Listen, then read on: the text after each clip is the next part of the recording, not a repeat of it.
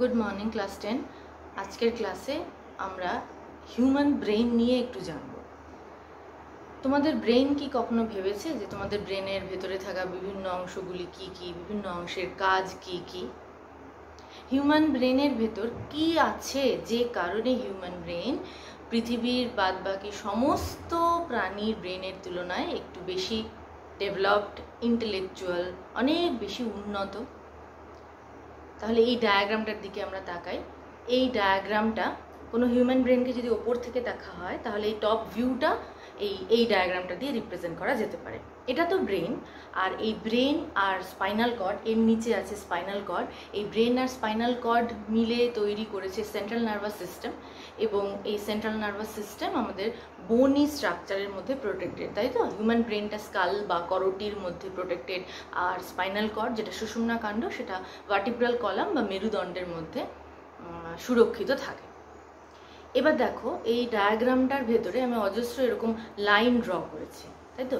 এই গেস করে বলতে পারো এই লাইনগুলো কিসের জন্য বা কোন জিনিসটাকে এই লাইনগুলো দিয়ে বোঝানোর চেষ্টা করা হয়েছে।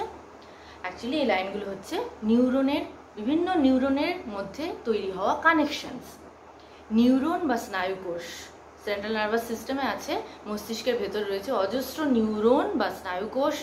এই স্নায়ুকোষগুলো পাশাপাশি অবস্থান করে এইরকমভাবে অনেক জাংশনস তৈরি করে এবং অজস্র এরকম কানেকশনস তৈরি করে। আমরা জানি যে স্নায়ুকোষ পাশাপাশি অবস্থান করে স্নায়ু তৈরি করে। তাহলে যখন এইরকম অজস্র কানেকশনস একটা নিউরন আরেকটা নিউরনের সঙ্গে পাশাপাশি দাঁড়িয়ে তৈরি করে তখন আমরা এরকম পাথওয়ে পাই। এই পাথওয়েগুলোকে আমরা নিউরোনাল কানেকশনস বলছি, ঠিক আছে? তাহলে এই দাগগুলো কিন্তু হিউম্যান ব্রেনের ভেতর নিউরনের কানেকশনকে বোঝাচ্ছে। এই কানেকশনসগুলো আমাদের ব্রেনে আসে কিভাবে, তৈরি হয় কিভাবে? যখন আমরা ভ্রূণ অবস্থায় থাকি তখনই কিন্তু আর্লি ডেভেলপমেন্টের সময়তেই আমরা এইরকম অজস্র কানেকশন পেয়ে যাই, মানে আমাদের ব্রেন ডেভেলপ করে নেয়। এবার ওই কানেকশনসগুলো বেশিরভাগই থেকে যায় আমাদের বাকি জীবনটা পর্যন্ত আমাদের সঙ্গে থেকে যায়। যদি কখনো কোনো ব্রেন ইঞ্জুরি হয়, হেড ইঞ্জুরি হয় বা ব্রেনে আঘাত লাগে তখন এই কানেকশনসগুলো অনেক সময় হারিয়ে যায়, নষ্ট হয়ে যায়। কিন্তু যখন সেই মানুষটি সুস্থ হয় তখন কিন্তু আবার কানেকশনসগুলো রিবিল্ড হয়, আবার করে তৈরি হয়, একটু স্লো কিন্তু তৈরি হয়। আর একটা জিনিস, এই কানেকশনসগুলো কিন্তু একই রকম থাকে না, তাই না? আমাদের তো এই ধারণাটা মনের মধ্যে আসে যে ধরা যাক এই ব্রেনটা 4-5 বছর বয়সী কোনো হিউম্যান চাইল্ডের, মানব শিশুর ব্রেন 4-5 বছর বয়স যার, তাহলে তার বয়স বৃদ্ধির সাথে সাথে কি ব্রেনের স্ট্রাকচারটা চেঞ্জ হবে? ম্যাচুরিটি টার্মটার সঙ্গে আমরা পরিচিত, আমরা কিন্তু ম্যাচুরিটি টার্মটা ব্যবহার করি যে বয়স বাড়ার সঙ্গে সঙ্গে ম্যাচুরিটি আসে বা ইত্যাদি। তো ওই ম্যাচুরিটিটাকে আমি টেকনিক্যালি এইভাবে নিউরোনাল কানেকশন দিয়ে কিন্তু বোঝানো যেতে পারে যে তার মানে কি কানেকশনসগুলো ম্যাচিওর হয়। কিভাবে হয়? আমরা তো ভ্রূণ অবস্থায় থাকাকালীন এটা প্রচুর নিয়ে নিলাম, এক্সট্রিম কানেকশনস আমাদের ব্রেনে ডেভেলপ করে গেল। তারপর কি হয়? তারপর যখন আমরা নতুন কোনো স্কিল অ্যাডাপ্ট করি, দক্ষতা যখন কোনো অর্জন করি, বা নতুন কোনো ল্যাঙ্গুয়েজ শিখি, বা নতুন কোনো এক্সপিরিয়েন্স হয় জীবনে, প্রতিবার এই কানেকশনসগুলো হয় শক্তিশালী হয়, নয়তো আরও দুর্বল হয়। তাহলে যেগুলো আমাদের ব্রেনে অলরেডি ডেভেলপ করেছিল ভ্রূণ অবস্থায়, সেগুলোর আমাদের শরীরের, আমাদের জীবনের চাহিদা অনুযায়ী কিছু শক্তিশালী হয়ে যায়, আবার কিছু উইকেন্ডও হয়ে যায়, দুর্বল হয়ে যায়। তাহলে যখনই আমরা নতুন কোনো কিছু শিখি তখন কিন্তু এই কানেকশনসগুলো স্ট্রেংথেন হয়, শক্তিশালী হয়, ইভেন আমাদের আরও নতুন কানেকশনস তৈরি হয়ে যায়, ঠিক আছে? যখন আমরা শরীর ফিজিক্যালি ফিট রাখতে চাই তখন আমরা বিভিন্ন ধরনের ফিজিক্যাল এক্সারসাইজ করে রাখি। তোমরা নিশ্চয়ই জানো যে হিউম্যান ব্রেনেরও এরকম অনেক এক্সারসাইজ হয় যা করলে পরে ব্রেনও কিন্তু বডির মতন ফিট থাকতে পারে। হেলদি বডি তো আমরা অনেকেই চাই, পাশাপাশি যদি আমরা হেলদি মাইন্ডও টার্গেট করি যে আমাদের হেলদি মাইন্ড লাগবে, তাহলে কিন্তু আমাদের ফিজিক্যাল এবং মেন্টাল এক্সারসাইজ, দুই ধরনের এক্সারসাইজই করতে হবে। তাহলে হেলদি মাইন্ডের জন্য, হেলদি ব্রেনের জন্য এই স্ট্রাকচারটা কিন্তু চেঞ্জ হবার প্রয়োজন আছে, স্ট্রাকচার বা ব্রেনের ক্যাপাসিটি চেঞ্জ হওয়ার প্রয়োজন আছে। এই কথাটা বললে বেশি সঠিক হয়। তাহলে ব্রেনের ক্যাপাসিটি কিভাবে চেঞ্জ হবে? যেমন আমি তোমাদের বললাম, নতুন স্কিল অর্জন করলে, নতুন কিছু শিখলে, নতুন কিছু জানলে পরেই এই কানেকশনসগুলো আরও বেশি উন্নত হবে। তাহলে এই কানেকশনসগুলো যারা তৈরি করেছে সেই নিউরনের সংখ্যাটা আমাদের জানা উচিত, যে হিউম্যান ব্রেনে কত নিউরন আছে যার জন্য হিউম্যান ব্রেন হিউম্যানিটি তৈরি করেছে, যার জন্য হিউম্যান ব্রেন ইউনিক, তাই না? তাহলে এই নিউরনগুলোর সংখ্যা হচ্ছে 86 বিলিয়ন হিউম্যান ব্রেনে। 86 বিলিয়ন বোঝা যাচ্ছে, আন্দাজ করা যাচ্ছে কত বেশি। 1 বিলিয়ন হচ্ছে 10 টু দি পাওয়ার 9, 7টা শূন্য থাকলে কোটি হয়, তাহলে দেখো শত কোটি, 10 শত কোটি নিউরন থাকে ব্রেনের ভেতরে, ঠিক আছে? এবং এই নিউরোনাল কানেকশনসগুলোর জন্যই প্রত্যেকটা ব্রেন ইউনিক হয়। তুমি তোমার মতন, আমি আমার মতন, আমরা প্রায় বলি না আমি আমার মতন। তাহলে প্রত্যেকটা ব্রেনের স্ট্রাকচার ইউনিক হবে। সে যেমনভাবে জীবনযাপন করছে, সে যা যা চিন্তা ভাবনা করছে, সে যা যা নতুন কিছু শিখছে, তার উপরে কিন্তু এই নিউরোনাল কানেকশনসগুলোর কন্টিনিউটি বা শক্তিশালী হওয়া বা দুর্বল হওয়া বা ভালো থাকা নির্ভর করে, তাই তো? এবার দেখো, এত পরিমাণে 86 বিলিয়ন নিউরন, এত পরিমাণে স্নায়ুকোষ এই স্কালের মধ্যে আটার জন্য এই জায়গাটাকে অনেক বেশি ক্রাম্পলড, অর্থাৎ গুটিয়ে থাকতে হবে, না হলে পরে তো আটবে না, তাই তো? এবার গুটিয়ে থাকার জন্য ব্রেনের ভেতর অনেকগুলো ফোল্ডিংস তৈরি হয়, এরকম ভাঁজ তৈরি হয়, ফোল্ডিংস। ধরো আমি সহজে বুঝিয়ে দিচ্ছি। এই ধরো তোমাকে বলা হলো এই পেপারগুলোকে তুমি তোমার পকেটে এমনিভাবেই ঢোকাও, আনফোল্ড করে। দেখো সেটা পসিবল না। যদি বা পসিবল হবে, আমরা বেশি কিন্তু সংখ্যায় পেপার পকেটে ঢোকাতে পারবো না। সেই জন্য আমরা কি করব, আমরা এটাকে ফোল্ড করব, ফোল্ড করে সুন্দর করে গুছিয়ে পকেটে রাখবো। কেন? যাতে আমরা অল্প জায়গায় বেশি জিনিস আটাতে পারি। আমরা যখন কোথাও বেড়াতে যাই তখন দেখবে সুটকেসের মধ্যে আমরা জামা কাপড়গুলো সুন্দর সুন্দর করে গুছিয়ে নিয়ে যাই। বেড়াতে যাওয়ার জন্য আমাদের একটা ইন্টারেস্ট থাকে। তো সেই বেড়াতে যাওয়ার পরে, সেই জায়গায় যাওয়ার পরে জামা কাপড়গুলো ইউজ হয়ে যায়, যখন আমরা ফিরি তখন কিন্তু সেই একই জামা কাপড় তখন সুটকেসের মধ্যে আমাদের প্যাক করতে অসুবিধা হয়। আমরা ভাবি যে এই একই অ্যামাউন্ট আমরা এনেছিলাম, কিন্তু তাও কেন আমরা আবার প্যাক করতে পারছি না, কারণ ফোল্ডগুলো সব খুলে যায়। এবং আসার সময় আমরা অত ধৈর্য ধরে আর ভাঁজ করি না, আমরা তো বাড়ি যাচ্ছি, সেই জন্য আমাদের আর তখন মনে হয় ঘোরা শেষ, আর যেতে ইচ্ছা করছে না, সেই জন্য কাজটাকেও আমরা অত মনোযোগ দিয়ে করি না। যাই হোক, আমি মেইন যেটা বোঝাতে চাইছি, অল্প জায়গায় যদি আমাদের বেশি জিনিস রাখতে হয়, সেটাকে অবশ্যই আমাদের ফোল্ড করে গুটিয়ে রাখতে হবে। তাহলে গুটিয়ে রাখার জন্য এই জায়গায় এই কানেকশনসগুলো এবং হিউম্যান ব্রেনে অজস্র ফোল্ড তৈরি হয়ে যায়, ফোল্ডিংস তৈরি হয়ে যায়। এবং এই ফোল্ডিংসগুলোর একটা বিশেষ নাম রয়েছে। এই উঁচু জায়গাগুলোকে বলা হয় জাইরাস, এবং এই যে খাঁজটা তৈরি হলো, ভাঁজগুলো হচ্ছে জাইরাস, আর যে খাঁজটা তৈরি হলো, গ্রুভটা, সেই খাঁজটার নাম আছে একটা সালকাস। প্লুরালে আবার জাইরি, আবার সালকাই বলা হয়। বোঝা গেল? তাহলে এই ফোল্ডগুলো তৈরি হচ্ছে অল্প জায়গায় বেশি জিনিস আটানোর জন্য। আমার কাছে এই মুহূর্তে টিএলএম নেই কোনো, স্কুল খুললে আমি তোমাদের হিউম্যান ব্রেনের মডেল দেখাতে পারি। আপাতত তোমরা গুগলকে জিজ্ঞাসা করে এই ব্রেনের বিভিন্ন ইমেজ কিন্তু দেখতে পারো।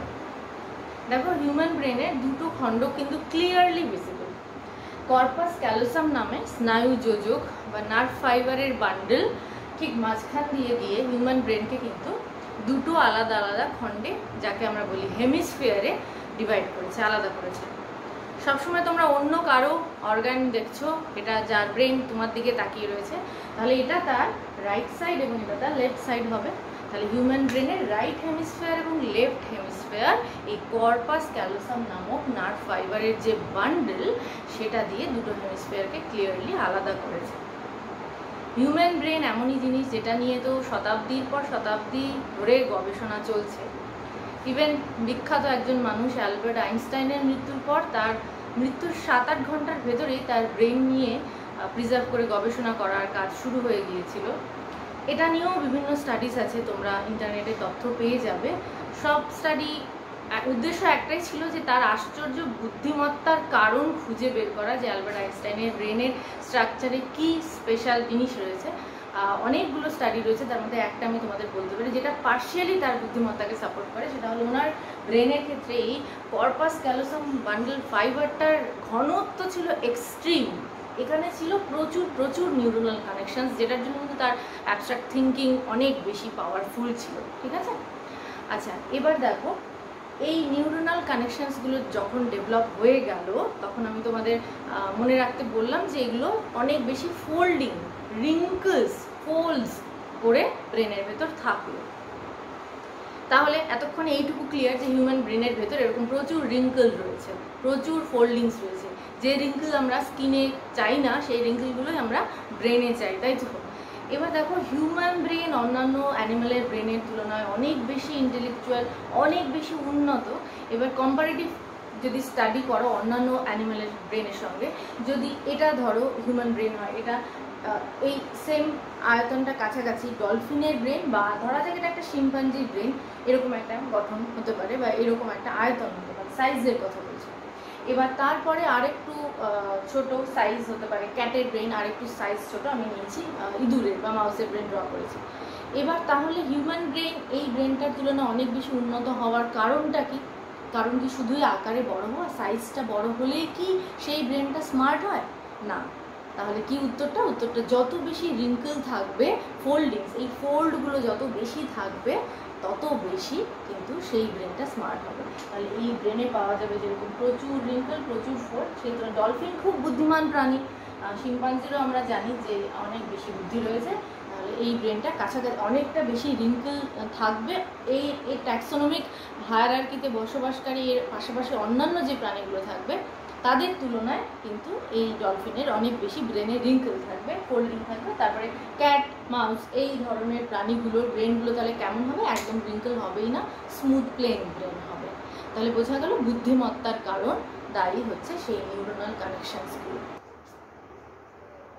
এই ডায়াগ্রাম দুটো দেখে কি মনে হচ্ছে? দুটো আলাদা ব্রেনের? না, সেম পার্সনের রাইট ব্রেন আর লেফট ব্রেন। রাইট ব্রেন আর এটা হচ্ছে লেফট ব্রেন। যদি এই পার্সনটা তোমার দিকে তাকিয়ে থাকে তাহলে পরে এটা তার ফ্রন্ট, এটা back, top, bottom. Similarly left hemisphere বা লেফট ব্রেনের ক্ষেত্রে টপ, বটম, ফ্রন্ট আর এটা হচ্ছে ব্যাক। আরেকটা ভাবে বলা যেতে পারে, যদি টপ থেকে দেখালে এইভাবে আমি তোমাদের দেখাই তাহলে পরে ব্রেনের কোন স্ট্রাকচারটা ড্র করা হয়েছে যদি আমি হাতটা এইভাবে খুলে দিই তাহলে ইনার সাইডটা এইভাবে দেখানো যেতে পারে। Corpus callosum, nerve fibre human ব্রেনকে দুটো আইডেন্টিক্যাল হেমিস্ফিয়ারে ভাগ করেছে। আমার ড্রয়িংটা একদম একই নাও হতে পারে কিন্তু এই দুটো অংশ, দুটো হেমিস্ফিয়ার কিন্তু একেবারে আইডেন্টিক্যাল। কিছু কিছু ক্ষেত্রে তাদের ফাংশনস আলাদা কিন্তু দেখতে এবং স্ট্রাকচারালি তারা অ্যানাটমিক্যালি স্ট্রাকচারালি একদম একই রকম। এবার দেখো লেফট ব্রেন অনেক সময় লজিক এর জন্য দায়ী, সরি রাইট ব্রেন নয়, লেফট ব্রেন লজিকের জন্য দায়ী এবং রাইট ব্রেন হচ্ছে ক্রিয়েটিভিটি। এর উপরে প্রচুর স্টাডি রয়েছে, প্রচুর গবেষণা করেছেন বিজ্ঞানীরা। আমি কোনো এভিডেন্স দেখাতে পারবো না এই মুহূর্তে, আমার কাছে কোনো এভিডেন্স নেই বা ওরকম কোনো থিওরি নেই।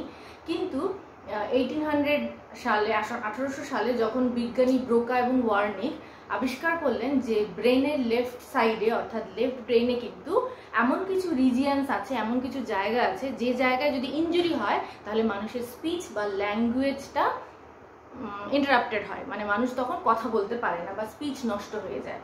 সেই জন্য লেফট ব্রেনের মধ্যে তাদের বিজ্ঞানীদের আবিষ্কৃত নাম অনুসারে, বিজ্ঞানীদের নাম অনুসারে ব্রোকাস এরিয়া এবং ওয়ার্নিক্স এরিয়া নাম দেওয়া হলো, যে এরিয়াগুলো স্পিচের জন্য দায়ী। ঠিক আছে, এটা এভিডেন্টলি বলা যেতে পারে যে লেফট ব্রেন কিন্তু স্পিচ ল্যাঙ্গুয়েজের জন্য দায়ী। ঠিক আছে, স্পিচ, ম্যাথমেটিক্যাল অ্যাক্টিভিটি এর জন্য কিন্তু এই লেফট ব্রেন দায়ী। রাইট ব্রেন ওয়্যারাজ দেখো ক্রিয়েটিভিটি, তারপরে মানুষ কোন টোনে কথা বলছে সেই ভয়েস টোন, এই ধরনের দু ধরনের ডিভিশন মোটামুটি পাওয়া যায়। গবেষণাগুলো নিয়ে পড়াশোনা করলে জানতে পারা যায় যে কিছু কিছু কাজের জন্য রাইট ব্রেন দায়ী আর কিছু কিছু কাজের জন্য কিন্তু লেফট ব্রেন দায়ী। যেমন ল্যাঙ্গুয়েজটা পুরোপুরি লেফট ব্রেন দিয়ে দায়ী, লেফট ব্রেন ল্যাঙ্গুয়েজের জন্য দায়ী। এবার আমি তোমাদের আর একটা ইম্পর্টেন্ট কথা এইখানে বলতে চাই। আমাদের তো দুটো হেমিস্ফিয়ার রয়েছে, একদম পরিষ্কার রাইট হেমিস্ফিয়ার আর লেফট হেমিস্ফিয়ার। এবার একটা হেমিস্ফিয়ার কিন্তু আরেকটা হেমিস্ফিয়ারের উপর ডমিনেন্ট। ডমিনেন্ট বলার আগে আর একবার আমরা বলে নিই যে কিছু কাজ রাইট ব্রেন দ্বারা হয়, পার্টিকুলারলি যেমন ক্রিয়েটিভিটি, আবার কিছু কাজ যেমন লজিক, জটিল অঙ্ক, এগুলো আমাদের লেফট ব্রেন দ্বারা রেগুলেটেড হয়। আবার কিছু কাজ কিন্তু একই সঙ্গে দুটো ব্রেন করে, যেমন ভিশন, দর্শন। আমরা যখন অপটিক কাজমা পড়বো পরবর্তী ক্লাসে আমরা দেখবো আমাদের ডান চোখের ভিশন কিন্তু যায় লেফট ব্রেনে, আর বা চোখের ভিশন চলে আসে কিন্তু রাইট ব্রেনে, তাই তো। আবার দেখো মুভমেন্টটাও একই সঙ্গে হোল ব্রেন দিয়েই সম্পন্ন হয়। যদি আমার বাঁ দিকে কোনো ইনসেক্ট আসে তাহলে আমি ডান দিকে সরে যাব, ব্যারাজ ডান দিকে কিছু ভয়ঙ্কর জিনিস আসলে আমি বাঁ দিকে সরে যাব। তো এইভাবে কিন্তু দুটো ব্রেন একই রকম, কখনো আলাদাভাবে কোঅর্ডিনেট করে কাজ করে, ঠিক আছে। এবার আসি ডমিনেন্সের কথায় আমি লিখে রেখেছি, দেখো ডমিনেন্ট কার উপরে আমি লিখেছি, আমি লেফট ব্রেনের উপর লিখেছি। অ্যাকচুয়ালি এই রাইট এবং লেফট হেমিস্ফিয়ার দুটো, রাইট এবং লেফট ব্রেন বলছি, ডান দিক এবং বাম দিক ব্রেনের এই দুটো অংশ কিন্তু কন্ট্রাল্যাটারালি কাজ করে। কন্ট্রাল্যাটারালি কথাটার অর্থ শরীরের অন্য পাশটাকে রেগুলেট করা, ঠিক আছে। কীরকম, আমি ডান হাতে বেশিরভাগ কাজ করি, আমি ডান হাতে লিখি, ডান হাতে খাই, সূক্ষ্ম কাজগুলি আমি ডান হাতে করি, তাহলে আমার কিন্তু লেফট ব্রেন ডমিনেন্ট, সেই জন্য আমি ডান হাতে বেশি সূক্ষ্ম কাজগুলো করতে পারি। তোমরা এমনও মানুষ দেখেছো যারা লেফট হ্যান্ডেড, যারা বাম হাতে লেখে, বাম হাতে কাজ করতে বেশি স্বচ্ছন্দ বোধ করে, বা বাম হাতে তারা লেখে, আমরা যেরকম ডান হাতে করি তারা বাম হাতে করে, এবং তাদের ক্ষেত্রে কিন্তু এই রাইট ব্রেনটা ডমিনেন্ট। তাহলে ডমিনেন্ট মানে বুঝতে পেরেছো, একজন আরেকজনের উপর ডমিনেন্ট, একজন আধিপত্য ফলাবে আরেকজনের উপর, আরেকজনকে প্রকাশ হতে দেবে না, এটাই ডমিনেন্সি। আমরা মেন্ডেলিজমে গিয়েও পাবো এই কথাটা, এই টার্মটা। তাহলে আমরা যারা ডান হাতে কাজ করি আমাদের লেফট ব্রেন ডমিনেন্ট, এবং যারা লেফট হ্যান্ডে কাজ করে তাদের ক্ষেত্রে কিন্তু রাইট ব্রেনটা ডমিনেন্ট, ঠিক আছে। বোঝা গেল এই পর্যন্ত। এবারে আমরা ব্রেনের তিনটে মেইন পার্টের নাম জানবো এবং তাদের ফাংশনস দেখবো। তিনটে মেইন পার্ট হলো ফোর ব্রেন, অগ্র মস্তিষ্ক, মধ্য মস্তিষ্ক বা মিড ব্রেন, এবং পশ্চাৎ মস্তিষ্ক বা হাইন্ড ব্রেন। এবারে দেখো এই ফোর ব্রেনের আন্ডারেও কিছু পার্টস রয়েছে যেগুলো তোমরা তোমাদের টেক্সটে পাবে, চাইলে তোমরা এখন একটু কোথাও নোট নিতে পারো। এই ফোর ব্রেনের আন্ডারে আমরা পাবো সেরেব্রাম বা গুরু মস্তিষ্ক, তারপরে আমরা পাবো থ্যালামাস, হাইপোথ্যালামাস এবং পিটুইটারি।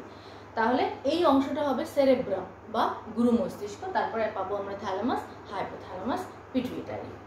তাহলে এইটুকু বোঝা যাচ্ছে যে সামনের মস্তিষ্কের উপরিভাগের বেশিরভাগ অংশটা জুড়েই কিন্তু ফোর ব্রেন রয়েছে, বা এই অংশটাকে আমরা ফোর ব্রেন বলি, যার প্রথমের বেশিরভাগ অংশ, মেজর ভলিউমটা জুড়েই রয়েছে সেরেব্রাম বা গুরু মস্তিষ্ক। তারপরে মিড ব্রেন খুব অল্প জায়গা জুড়ে আছে। মিড ব্রেন হচ্ছে ব্রেন স্টেম শুরু হওয়ার জাস্ট বিগিনিংটা, শুরুটা হচ্ছে মিড ব্রেন।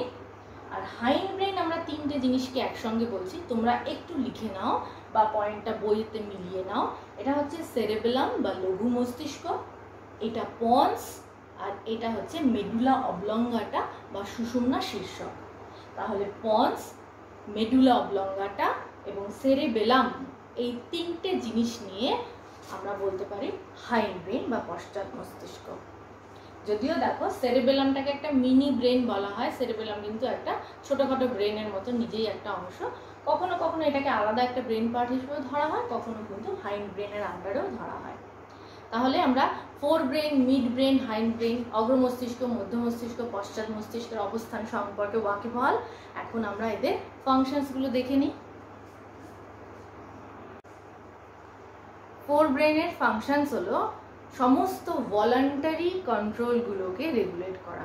ভলান্টারি অর্থাৎ যেগুলো আমি চাইলেই হবে, ঐচ্ছিক যে সমস্ত কাজ আছে সেগুলোকে নিয়ন্ত্রণ করবে অগ্র মস্তিষ্ক বা ফোর ব্রেন। ভলান্টারি মুভমেন্ট কোনগুলো?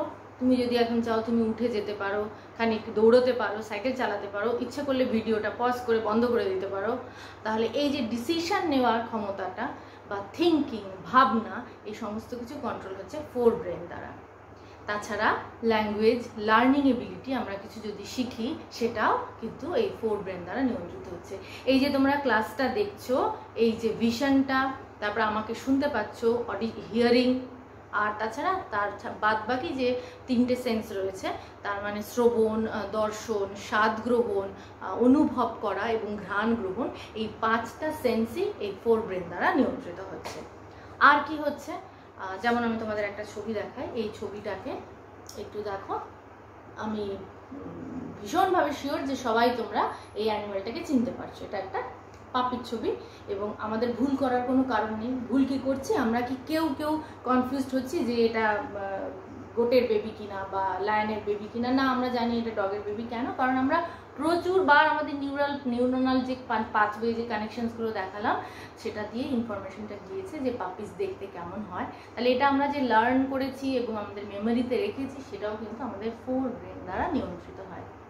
আর একটা কথা কি, এটা দেখে তোমাদের মধ্যে কেউ হয়তো বলছো ও কিউট, কি মিষ্টি, তাহলে এই যে ইমোশনসটা আসছে সেটা আমাদের ফোর ব্রেন থেকে আসছে। আর যদি আমি তোমাদের পাপির ছবি না দেখিয়ে একটা টিকটিকির ছবি দেখাতাম, তো অনেকে যাদের রেপটাইল পছন্দ না তারা হয়তো এরকম একটা কোনো একটা এক্সপ্রেশন দিতে, স্কেয়ারি, ভয়ের কিছু একটা, তাহলে সেই ইমোশনটাও আসছে ফোর ব্রেন থেকে।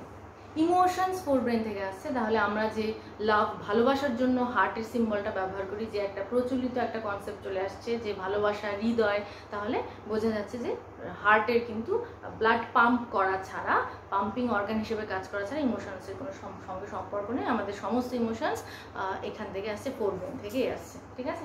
তাহলে আমরা আমাদের ছোট ভাই বা বোনকে যদি বাড়িতে বলি যে তোকে আমি খুব ভালোবাসি, তোকে আমি আমার সমস্ত ফোর ব্রেন দিয়ে ভালোবাসি, তাহলে কথাটা হয়তো গ্রামাটিক্যালি ঠিক হচ্ছে, কিন্তু তার কাছ থেকে তুমি কোনো উত্তর পাবে না, আশা করা যায় না, সে বরং রেগেই যাবে বোধহয়, তাই না? আচ্ছা, ঠিক আছে। নেক্সট, তাহলে আমরা ভলান্টারি মুভমেন্টগুলো বুঝলাম। এবারে আমরা আসি ইনভলান্টারি মুভমেন্টের ক্ষেত্রে। ইনভলান্টারি কি? যখন আমাদের হার্ট কাজ করছে বা আমরা শ্বাস প্রশ্বাসের কাজ করছি, তো সেগুলো তো সমস্ত ইনভলান্টারি, আমাদের তো সেগুলোর উপরে কোনো নিয়ন্ত্রণ নেই, কিন্তু এগুলো মানে লাইফ সেভিং মুভমেন্ট, এগুলো সবসময় চলছে। তাহলে সেই মুভমেন্টগুলো, সেই রিফ্লেক্সগুলো কিন্তু ইনভলান্টারি রিফ্লেক্সগুলো এই হাইন্ড ব্রেন দ্বারা নিয়ন্ত্রিত হচ্ছে। ঠিক আছে? এই হাইন্ড ব্রেনের এই ইনভলান্টারি রিফ্লেক্সগুলো কন্ট্রোল করার সাথে সাথে আর কিছু কাজ হয়েছে। কিছু রিফ্লেক্স কিন্তু পশ্চাৎ মস্তিষ্ক কন্ট্রোল করে, কিছু প্রতিবর্ত ক্রিয়া। এখন তোমরা বলবে প্রতিবর্ত ক্রিয়া তো মস্তিষ্ক দ্বারা নিয়ন্ত্রিত হয় না, এটা তো সুষুম্না কাণ্ডের কাজ। কিন্তু কিছু রিফ্লেক্স যেমন হাঁচি, কাশি, এগুলো কিন্তু এই মেডুলা অবলঙ্গাটা বা সুষুম্না শীর্ষক দ্বারা নিয়ন্ত্রিত হয়। ঠিক আছে? আচ্ছা, সেরেবেলামের কাজটা একটু ভালো করে পড়বে। সেরেবেলামের কিছু বিশেষ কাজ রয়েছে। হাইন্ড ব্রেনের একটা পার্ট, সেরেবেলামের কাজ হচ্ছে মাসেল টোন বজায় রাখা, পেশি টান নিয়ন্ত্রণ করা। তাহলে আমরা যে সবসময় দাঁড়িয়ে আছি বা কোনো কাজ করছি, আমাদের পেশি যে একটা টান ভাব বজায় রাখছে, সেই মাসেল টোন বা পশ্চার, দাঁড়িয়ে থাকার যে ভঙ্গিমা, সেই মাসেলের সেই পশ্চারটা কিন্তু এই সেরেবেলাম কন্ট্রোল করছে। আর সেরেবেলামের ভীষণ গুরুত্বপূর্ণ কাজ হচ্ছে বডি ব্যালেন্স মেনটেন করা। তার মানে দেহ যে একটা ব্যালেন্স নিয়ে দাঁড়িয়ে থাকতে পারবে শরীরকে, সেই ব্যালেন্সটা মেনটেন করার দায়িত্ব কিন্তু সেরেবেলামের। যেমন ধরো, আমরা যদি এই কাপটা হাতে নিয়ে দাঁড়াই, এইরকম করে যদি আমরা দাঁড়াই, তাহলে আমাদের কি খুব একটা অসুবিধা হচ্ছে কাপটা হাতে নিয়ে দাঁড়াতে? হচ্ছে না। আমাদের কি গ্র্যাভিটেশন কোথায় কাজ করছে, কত অ্যাঙ্গেলে কাপটা ধরতে হবে, এগুলো কিছুই কিন্তু আমাদের ক্যালকুলেট করতে হচ্ছে না। কিন্তু আমরা যদি একটা রোবট বানানোর চেষ্টা করতাম, রোবট বানিয়ে যদি রোবটকে কাপটা হাতে ধরাতাম, তাহলে পরে কিন্তু আমরা বুঝতাম যে কাজটা কতখানি ডিফিকাল্ট। তাহলে এই ব্যালেন্স, মাসেল টোন, পশ্চার, এর পাশাপাশি সেরেবেলামের আর একটা গুরুত্বপূর্ণ কাজ হচ্ছে, সেটা হলো মোটর লার্নিংয়ের। মোটর কথাটার মানেই হচ্ছে মুভমেন্ট রিলেটেড। ঠিক আছে? মোটর লার্নিংয়ে কিন্তু সেরেবেলামের ভূমিকা রয়েছে। যেমন ধরো, আমরা যখন সাইকেল চালানো শিখি, তখন আমরা কিভাবে পেডেল করতে হয় বা পেডেল করা থামলেই যে আমরা পড়ে যাব, বা চালাতে চালাতে আমরা যে বেলটা বাজাতে শিখি, তখন কিন্তু আমাদের ফোর ব্রেন আমাদেরকে সাহায্য করে। ফোর ব্রেনের সাহায্যে কিন্তু আমরা সাইকেলটা চালানো শিখি। কিন্তু একবার যখন আমরা সাইকেল চালানো শিখে ফেলি, তার পরবর্তীকালে যতবার আমরা সাইকেল চালাবো ততবার কিন্তু আমাদের সেরেবেলাম কাজ করবে, ততবার কিন্তু আমাদের মোটর মেমোরি কাজ করবে। ঠিক আছে? আর একটা উদাহরণ হচ্ছে, যখন আমরা কিবোর্ডে কিছু টাইপ করি, প্রথম যখন আমরা কোনো ডেস্কটপ নিয়ে কাজ করি, তখন আমরা যখন কিবোর্ডে টাইপ করি, তখন আমরা খুঁজি পি কোথায়, কিউ কোথায়, আর কোথায়। কিন্তু আমরা যদি ওটাকে খুব প্র্যাকটিস করে নিই, তখন কিন্তু আমরা চোখটাকে আমাদের ডিসপ্লেতে রেখে, মনিটরে চোখ রেখেই কিন্তু আমরা এভাবে টাইপিংটা করতে পারবো। সেক্ষেত্রেও কিন্তু আমার মোটর লার্নিং, মোটর মেমোরি কাজ করছে সেরেবেলাম।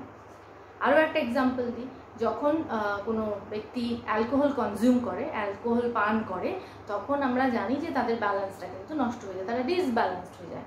এবং খুব সায়েন্টিফিক্যালি তখন তাদেরকে গাড়ি চালাতে বারণ করা হয়। তার কারণ ওই যে বললাম, চালানোটা তখন মোটর মেমোরি আর কাজ করবে না। মানে অ্যালকোহল পেটে গেলে পরে সেরেবেলামের ওপর সেরেবেলামের ডিসফাংশন হবে এবং তখন কিন্তু সেই ব্যক্তিটি ব্যালেন্সটা বুঝতে পারবে না, গাড়ি চালাতে পারবে না, সেই জন্য বারণ করা হয়। ঠিক আছে, তাহলে forebrain, midbrain, hindbrain, আশা করি পজিশন এবং তাদের ফাংশনস তোমাদের কাছে ক্লিয়ার। এই অংশটা খুবই ভালো করে পড়বে। বাকি অংশের মতো কোনো কোয়েশ্চেন্স থাকলে আমাকে জানাবে।